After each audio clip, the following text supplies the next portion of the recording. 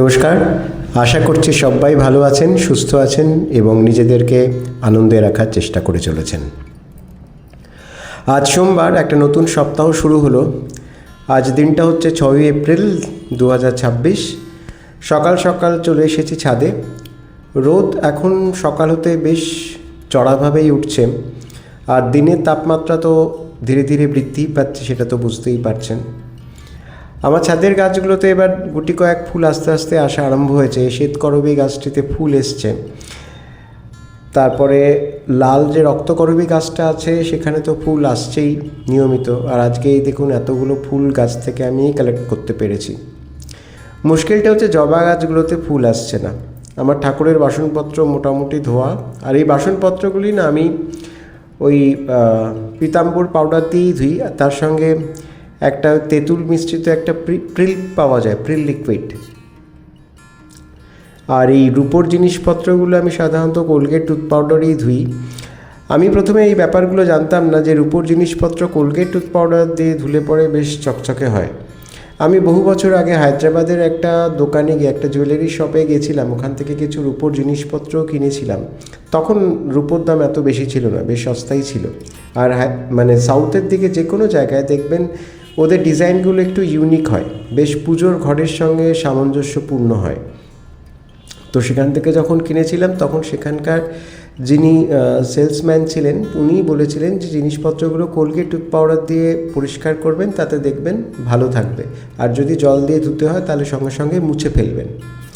আমার পুজো করাও শেষ, দুপুরবেলা একটু বেরিয়েছিলাম, সেখান থেকেও ফিরে এসেছি। আর এখন বসে পড়েছি বিকেলের জলখাবার নিয়ে, একটা জ্যাম স্যান্ডউইচ আর 1 কাপ চা। আর ওই যে কালকে যে পোর্সেলেনের ভাসটা এনেছিলাম তাতে ওই পাতাবাহারের গাছটা জল দিয়ে লাগিয়েছি। সন্ধে হতেই মনে হলো আমার যে পিতলের জিনিসপত্রগুলো আছে সেগুলো বেশ ম্যাড়ম্যাড়ে হয়ে গেছে।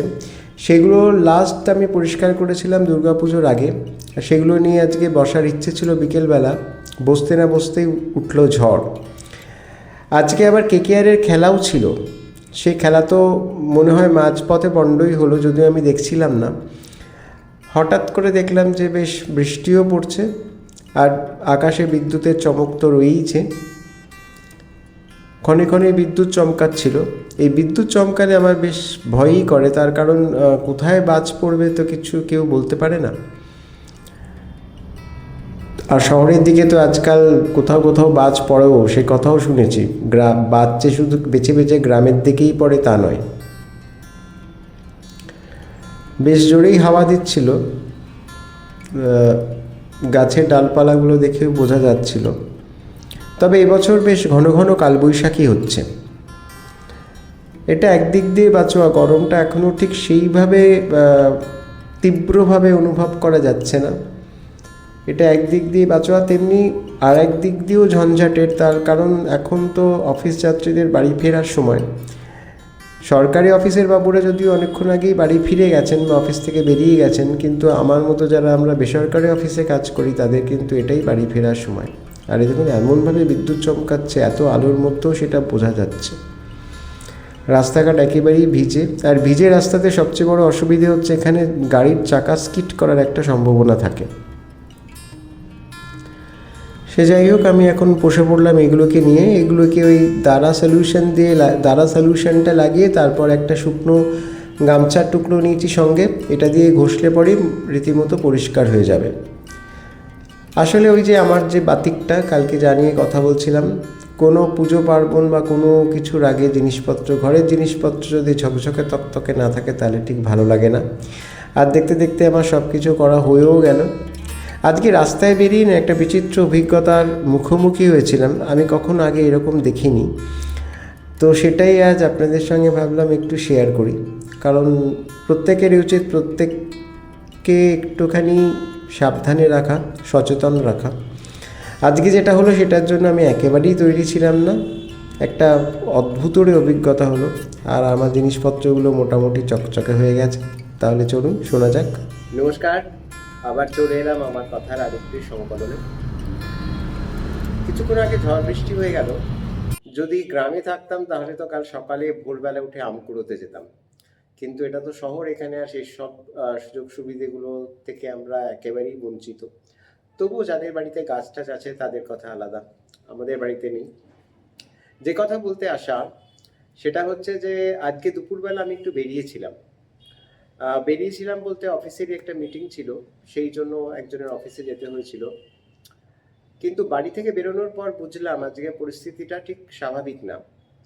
স্বাভাবিক নয় ইন দ্য সেন্স, আজকে ছিল 6ই এপ্রিল, আর আজকে ছিল মনোনয়নপত্র জমা দেওয়ার শেষ দিন।